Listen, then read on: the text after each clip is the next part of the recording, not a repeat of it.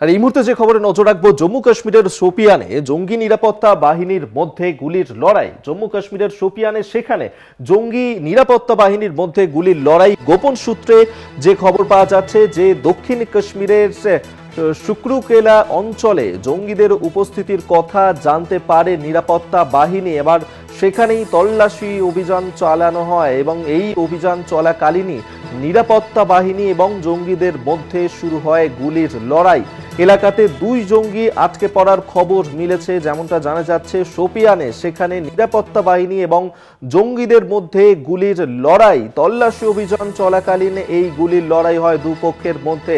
সূত্র মারফত যে খবর এসে পৌঁছচ্ছে যে গোপন সূত্রে খবর পেয়ে দক্ষিণ কাশ্মীরের শুক্রকেলা সেখানে অভিযান চালানো হয়, আর সেই অঞ্চলেই জঙ্গিদের উপস্থিতির কথা জানতে পারে নিরাপত্তা বাহিনী। তারপরেই তল্লাশি শুরু করে। সেই তল্লাশি চলাকালীন শুরু হয়েছিল গুলির লড়াই। নিরাপত্তা বাহিনী এবং জঙ্গিদের মধ্যে গুলির লড়াই শোপিয়ানে। এই মুহূর্তের বড় খবর দিচ্ছি আপনাদেরকে, যেখানে জম্মু কাশ্মীরের শোপিয়ানে সেখানে জঙ্গি নিরাপত্তা বাহিনীর মধ্যে গুলির লড়াই। আমরা এই নিয়ে আরো বিস্তারিত জানবো। আমাদের প্রতিনিধি অরিত্র ঘোষ আমাদের সঙ্গে টেলিফোনে রয়েছেন। অরিত্র, কি জানতে পারছো? জঙ্গি এবং নিরাপত্তা বাহিনীর মধ্যে সেখানে গুলির লড়াই হয়েছে জম্মু কাশ্মীরে, ফের একবার উত্তপ্ত হয়ে উঠেছে পরিস্থিতি, কি আপডেট?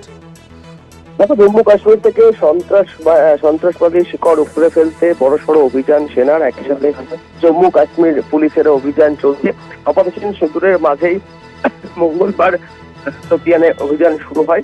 যেটা জানতে পারা যাচ্ছে যে নির্দিষ্ট ইনপুটের ভিত্তিতে জঙ্গি হামলার পর থেকেই উপত্যকা জুড়ে লাগাতার অভিযান শুরু করে নিরাপত্তা বাহিনী। এবং এখনো যেটা খবর পাওয়া যাচ্ছে, শোপিয়ানের কেল্লের জঙ্গল ঘেরা এলাকায় গোপন খবর পেয়ে সেখানে অভিযান চলছে। এবং এই মুহূর্তে শেষ আপডেট যেটা পাওয়া যাচ্ছে যে দুপক্ষের মধ্যে এই গুলির লড়াই এখনো চলছে, কিন্তু কতজনের মৃত্যু হয়েছে সেই বিষয়টি এখনো নিশ্চিত নয়।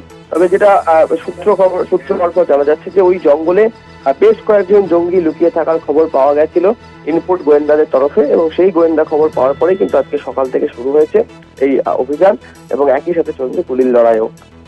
অরিত্র, এখানে আরো একটা বিষয় জানতে চাইবো যে ঘটনা আমরা কিছুদিন আগেই দেখলাম যে পহেলগামের পর যেভাবে পাকিস্তান এবং ভারতের মধ্যে এই সংঘাত চলছিল, এবং তারপরে জম্মু কাশ্মীরের শোপিয়ানে সেখানে ফের একবার এই জঙ্গি নিরাপত্তা বাহিনীর মধ্যে সংঘর্ষের ঘটনা ঘটলো।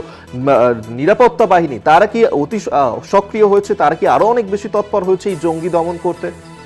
না, বিষয়টা সেরকম কিছুই না। তার কারণ বছরের সারাটা সময় ধরেই এই জম্মু কাশ্মীরের, বিশেষ করে দক্ষিণ কাশ্মীর যে এলাকা, সেই এলাকাগুলিতে সেনাবাহিনী, কেন্দ্রীয় বাহিনীর তরফ থেকে তল্লাশি অভিযান চলে।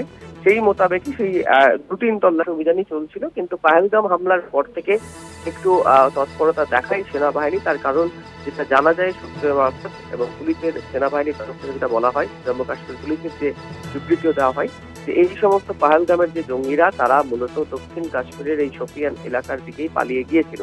সেই কারণেই কিন্তু তারপর সেনাবাহিনী এবং পুলিশের যৌথ অভিযান শুরু হয়।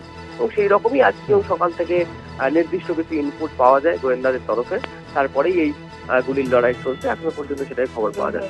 বেশ, ধন্যবাদ অরিত্র তোমায়। অরিত্র ঘোষ আমাদের সঙ্গে টেলিফোনে ছিলেন প্রতিনিধি।